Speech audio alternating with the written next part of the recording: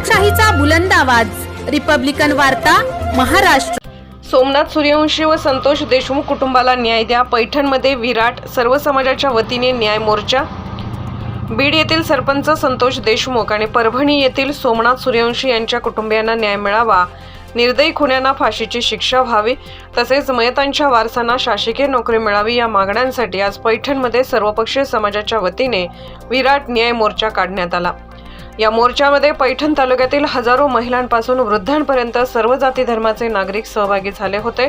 मोर्चाची सुरुवात कैलासवासी दिगंबर राव कावसानकर मैदानावरून सकाळी 12 वाजता प्रारंभ झाला। मुख्य बाजारपेठ, खंडोबा चौक, भारतरत्न डॉ. बाबासाहेब आंबेडकर पुतळा, बसस्थानक चौक, महाराणा प्रताप चौक अशा भागांनी हा मोर्चा छत्रपती शिवाजी महाराज चौकापर्यंत पोहोचला। सभेचा समारोप छत्रपती शिवाजी महाराज चौकात झाला। यावेळी स्वर्गीय संतोष देशमुख यांचे व सोमनाथ सूर्यवंशी कुटुंबीय, आमदार सुरेश धस, प्यातर दीपक केदार, माजी मंत्री अनिल पटेल, संघर्ष योद्धा मनोज जरांगे पाटील, सचिन घायल, शिवराज भुमरे, सूरज लोळगे, राजू गायकवाड, भाऊसाहेब काळे, अनिल राऊत, साईनाथ कर्डिले, किशोर सदावर्ते, किशोर तावरे, बाळासाहेब पठाडे, गणेश पवार, भाऊसाहेब बोरुडे, रितेश पहलवान उपस्थित होते। या मोर्चाचे विजय सुते यांनी सूत्रसंचालन केले। या मोर्चात मोठ्या संख्येने विविध पक्षाचे अनेक मान्यवर, कार्यकर्ते, महिला, पुरुष, युवक उपस्थित होते। यावेळी कुठलाही अनुचित प्रकार घडू नये म्हणून उपविभागीय पोलीस अधिकारी डॉ. सिद्धेश्वर भोरे यांच्या मार्गदर्शनाखाली पोलीस निरीक्षक संजय देशमुख, सहाय्यक पोलीस निरीक्षक शरदचंद्र रोडगे, ईश्वर जगदाळे, सिद्धेश्वर गोरे यांच्यासह मोठा पोलीस फौजफाटा तैनात करण्यात आला होता।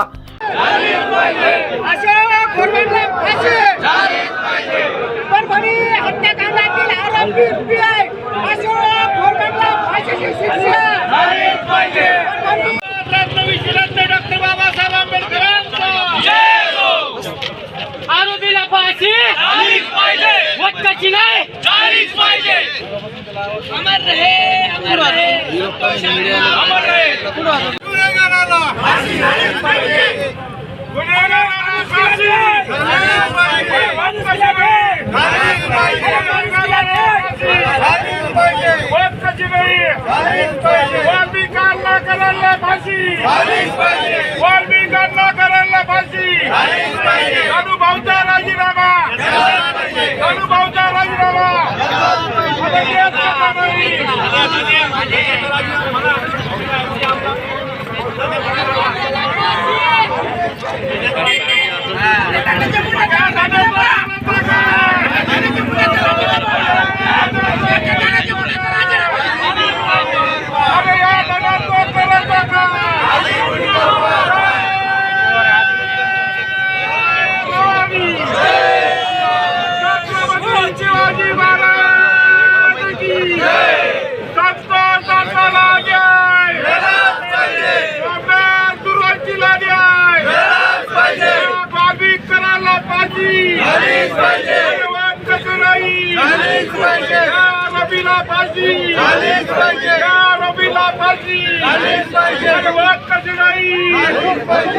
आज पैठणला आपण दुसरी काशी म्हणून ओळखतो। याच पवित्र स्थानावरून मी तुमच्या पुढे म्हणजे माझ्या वडिलांवर जो अन्याय झाला त्याविरुद्ध जो न्याय आहे त्या न्याय मागतेय आणि मानवतेच्या नात्याने तुम्ही सर्व आज एक आलात, न्यायाची भूमिका घेतली, आमच्या पाठीमागे आहात, आमच्या कुटुंबासोबत आहात, तसेच तुम्ही कायम आमच्या सोबत राहा। आणि मगाशी त्या काकांनी म्हणले की जे ही गुन्हेगारी वाढते, मला असं वाटतं की आपण स्वातंत्र्य असताना न्याय हा आपणच का मागायचा आणि आपण स्वातंत्र्य असताना न्याय हा आपण का मागायचा।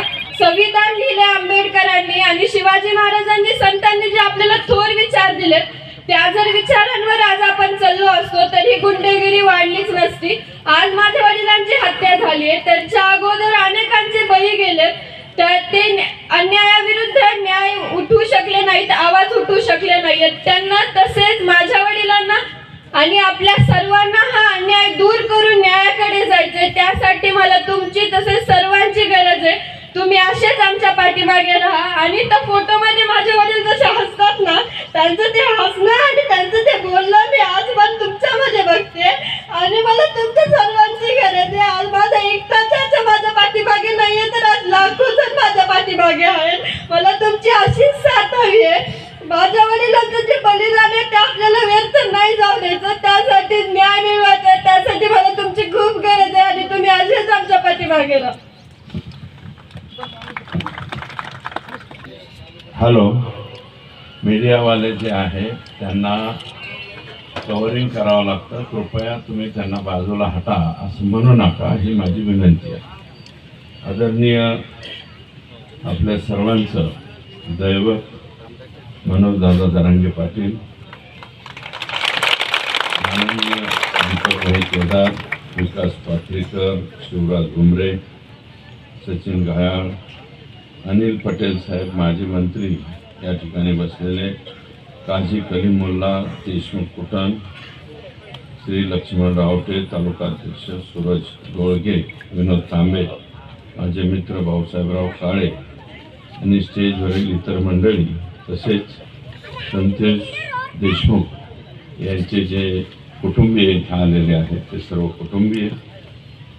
आणि आवाज हळूहळू वाढतो. मी काय दीपक केदार नाही रे बाबा, आमचं दीपक भाऊंचा डायरेक्ट टॉप गिअर पडतो, आमचा फर्स्ट सेकंड थर्ड टॉप पडतो. त्याच्यामुळं दीपक भाईंच्या बरोबर माझी बरोबर हे करू नका. ओरिजिनल पॅन्थर आहे ते त्याच्या ब्लडमध्ये, त्याच्यामुळं त्यांचं बोलणं हे खूप सुंदर त्या ठिकाणी असते. तेव्हा संतोष देशमुख आणि सोमनाथ सूर्यवंशी या दोघांच्या बाबतीमध्ये अतिशय चुकीचं घडलेलं आहे. सोमनाथच्या घरी मी जाऊन आलोय पहाटे 2:30 वाजता. त्याचं काही कुटुंब पोट भरण्यासाठी थेट चाकणला गेलेलं होतं. तिथून माघारी बोलव, त्यांना भेटलो, बघितलं, ते परिस्थिती गंभीर आहे. सोमनाथला न्याय मिळालाच पाहिजे, संतोषला सुद्धा न्याय त्या ठिकाणी मिळालाच पाहिजे. आणि बीडमध्ये न्याय मिळत असताना तसं जर पाहिलं तर मनोज दादा माझ्या अगोदर तिथं गेलेले होते, परंतु तो दिवस पीएमच्या संदर्भातला निर्णय घ्यायचा होता, पीएम करायचं होतं. लोक रस्त्यावरती आलते आणि तिथं स्वतः मनोज दादा बसून होते. मग शेवटी दादांनी सांगितलं घ्या करून आपलं, फार काय लांबत बसू नका. परंतु पीएम रिपोर्ट आला तो 8 पानी पीएम रिपोर्ट. त्या 8 पानी रिपोर्टमध्ये एवढ्या गंभीर बाबी आहेत की असं इतकं चुकीच्या पद्धतीनं कधीच कोणाला मारलेलं नाही. आणि हे कशामुळे होत आहे तर हे परळीकर जे आका आणि त्यांचे आका आहे यांचे वेगवेगळे उद्योग आहेत. त्याच्यामध्ये बाकीच्या काही गोष्टी सांगितल्या, परंतु त्या व्यतिरिक्त गोष्टी सांगतो. परळीतील इराणी समाजाचे काही लोक आहेत, हे या दोघांच्या जीवावर गांजा, चरस, देशी विदेशी रिव्हॉल्वर विक्री करतात. आणि या इराणी लोकांकडून हिस्सा घेण्यासाठी स्पेशल पोलिसांची नियुक्ती आका करीत होते. म्हणजे जे कशाचं पिस्तूल विकायचे त्याच्यातलं कमिशन सुद्धा आकाकडे पोहोचलं पाहिजे, अशा प्रकारची एक सिस्टीम होती. थर्मल मधील भंगार रोजच्या रोज चोरीला जातं. महिना झालाय तरी न्याय मिळत नाही. आज महिना झालाय संतोष देशमुखचं हत्याकांड होऊन, तरी आंधळे फरार आहे. बरं, आंधळे फरार आहे पण सापडणाऱ्याला डोळे आहेत ना.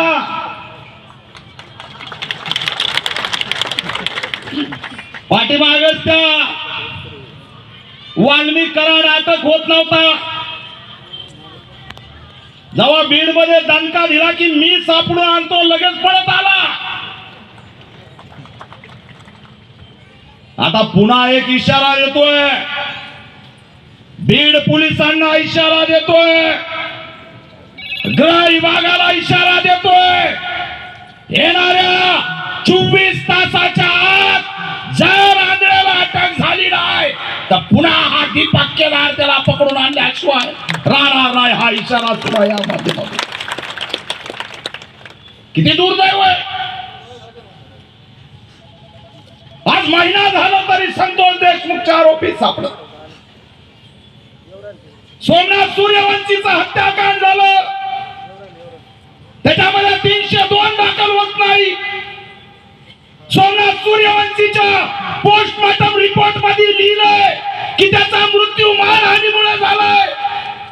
छत्रपती संभाजी नगरच्या हॉस्पिटलमध्ये, घाटी हॉस्पिटलमध्ये हा एकमेव दीपक केदार त्या हॉस्पिटलमध्ये गेल्यानंतर त्या सोमनाथ सूर्यवंशीची बॉडी मी फ्रीज मधून बाहेर काढली, तिला उलट पालट करून बघितलं, बेदम मारलं होतं. त्याचा हत्याकांड झालं. त्याचा हत्याकांड करणारा त्या फोटो कुठं रे त्या घोरबाडचा आहे का? हे बाई कशाचं कुठून कस काय पोलीस झालंय? हे मनोहर कदमची औलाद, हे मनोहर कदमने रमाबाई आंबेडकर नगर मध्ये 10 जणांवरती गोळ्या झाडल्या होत्या. ही त्याची औलाद. त्याला निलंबन झालं, फक्त त्याचं अटक होत नाही. न्याय मागते त्याची आई, सोमनाथ सूर्यवंशीची आई न्याय मागते. काल तिने 10 लाख रुपये सरकारचे परत पाठवले. ती म्हणले मला पैसा नको, माझ्या लेकराला न्याय पाहिजे, ह्या पोलिसाला अटक पाहिजे. संतोष देशमुखचा कुटुंब इथं बसलंय. अरे राजकारण राजकारणाच्या ठिकाणी करा. आम्ही आजपर्यंत त्या धनंजय मुंडेच्या विरोधात बोललो ना, त्या गुन्हेगार वाल्मिक कराडच्या विरोधात बोललो. आम्ही नाही बोललो कधी. मी 350 घटनांना भेटी दिल्या महाराष्ट्रात, अनेक हत्याकांड बघितले. संतोष देशमुख सारखा हत्याकांड मी बघितलं नाही. डोळे जाणे, बॉडीवरती थोडी सुद्धा जागा नाही. कोणताही संवेदनशील माणूस त्याच्या डोळ्यातून पाणी आल्याशिवाय राहणार नाही. हे राजकारण करायला निघाले, मोर्चे करायला निघाले. हा मोर्चा मध्ये मराठ्यांचा आहे. हा मोर्चा मराठ्यांचा नाही. हा मोर्चा छत्रपती शिवाजी महाराज, डॉक्टर बाबासाहेब आंबेडकरांच्या सैनिकांचा मोर्चा आहे. हा मोर्चा जातीचा नाही. कारण संतोष देशमुख ज्याला वाचवायला गेला होता तो सोनूने बौद्ध होता, दलित होता, त्याने विचार जातीचा केला नाही. आणि म्हणून आज संतोष देशमुखचे लेकर बस, त्याचा मुलगा विराज टोपी घालून फिरतोय. मुंबई दिल्लीला जायची वेळ आली. ती वैभवी, तिचं शिक्षण, आज महिना झाला त्या फिरतायत आणि एकच मागणी करतायत, आरोपीला अटक करा. तुम्हाला हे 2 चेहरे राजकारणी दिसतात का? हे दोघं कोणत्या पक्षाचे? त्यांच्या पक्षाचं नाव सांगा. हे लक्ष्मण हाके नाव सांग पक्षाचं त्यांच्या.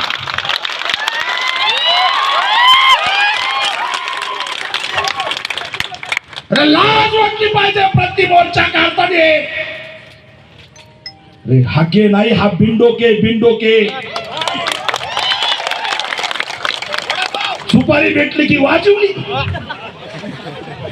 अरे बरं झालं हे अमेरिकेत नाही, त्या डोनाल्ड ट्रम्पवर अन्याय झालाय म्हणून तिथं मोर्चा काढला.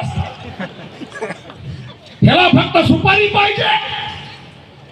निघले ना कोपर्डीच्या मोर्चा निघले. एकाही दलित संघटनेने पक्षाने प्रति मोर्चा काढला नाही. एकाही दलित संघटनेने प्रति मोर्चा काढला नाही. अन्याय अन्याय. आणि तुम्ही प्रति मोर्चा काढता. म्हणे संतोष देशमुखला श्रद्धांजली वाहतोय. धनंजय देशमुखने मगा मीडियाला चांगलं उत्तर दिलं. कसला मोर्चा आहे म्हणलं तर म्हणे संतोष देशमुखला आम्ही श्रद्धांजली वाहतोय. अरे कुणाला उल्लू बनवता सुपारी बाजांनो? महिन्याभरानंतर तुम्हाला श्रद्धांजली आठवली का? 30 दिवसानंतर तुम्हाला श्रद्धांजली आठवली का? 30 दिवस तुम्ही कुठं होते? किती रुपयाची तुमची डील झाली आणि मग तुम्ही मैदानात आले? याचं उत्तर द्या. काल छत्रपती संभाजीनगरला मोर्चा काढला, खेळ संपला. आता जर मोर्चा काढला तर आडवा हा पॅन्थर आल्याशिवाय राहणार नाही, हा इशारा इथून देतोय. काय झालं तुमचे नाटक? काय झालं नाटक? या निरागस लेकरांसंबंधी तुम्ही राजकारण करताय. मानवता मिली का या महाराष्ट्रातून? अरे पुढे शाहू बाबासाहेब शिवाजी महाराजांचा हा महाराष्ट्र एवढा निर्दयी कसा झालाय? साठी देखील न्याय त्यांच्या माध्यमातून मिळून द्यावा, यासाठी त्यांना या मंचावरती यावं लागतंय. असे सर्वांचे आदरणीय संघर्ष योद्धा मनोजदादा जरांगे पाटील.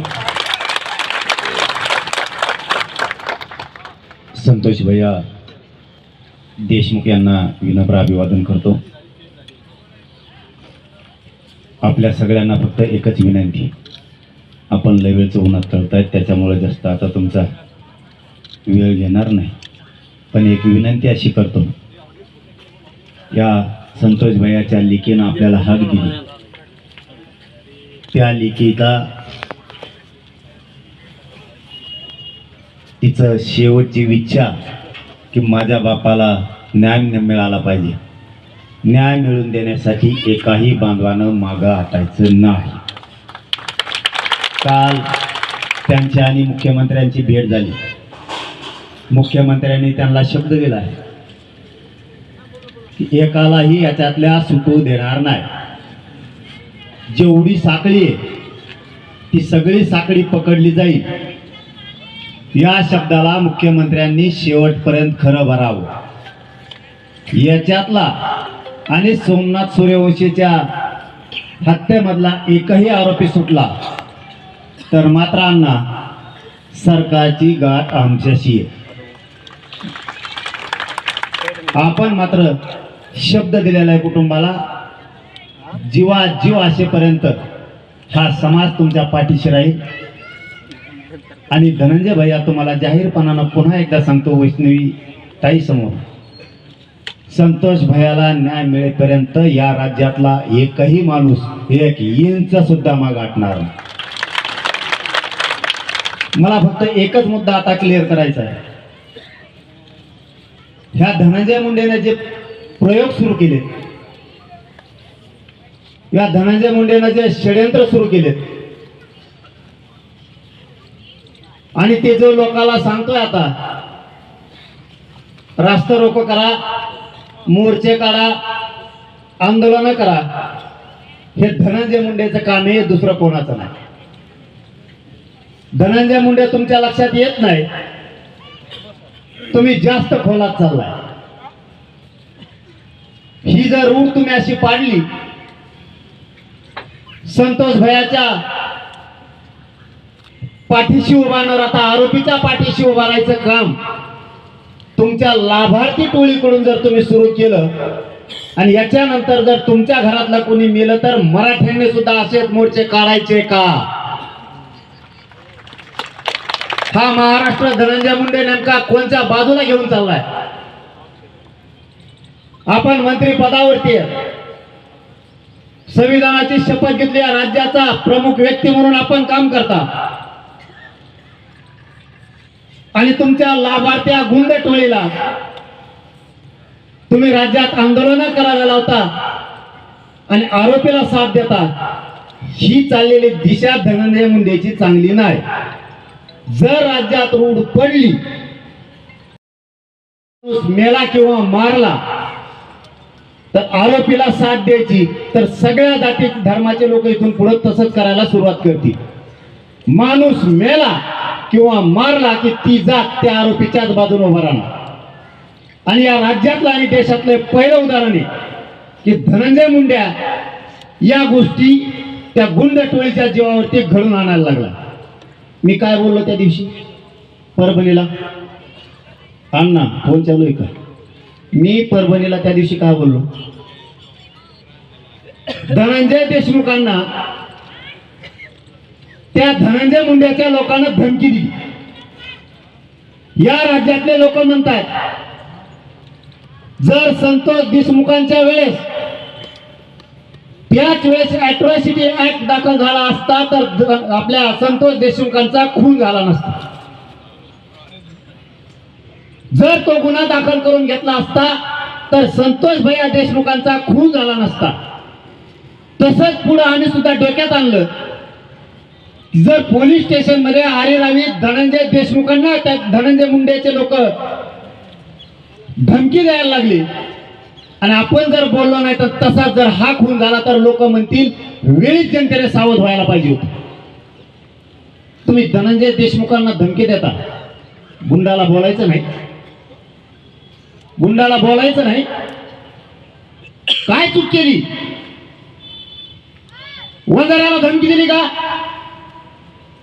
कुठल्या धनगराला, दलित मुस्लिमाला, मायक्रो ओबीसीला? अरे धनंजय मुंडे आमच्या रक्तात नाही येते, आमचे रक्त पवित्र आहेत, आम्ही नाही जातीवाद करत. आतापर्यंत एकाही जातीला दुखवलं नाही. होय, नेत्याला मी सोडत नाही, सोडणार सुद्धा नाही. जातीवाद हे आम्हाला शिवत नाही. तुझं पाप झाकण्यासाठी आता ओबीसीचा आसरा घ्यायला लागलाय धनंजय मुंडे. तुझं पाप झाकायसाठी ओबीसीचा आसरा घेणार आणि पांघरून घेतोय की ओबीसीवर अन्याय होतोय. ओबीसीचा काय संबंध याचा?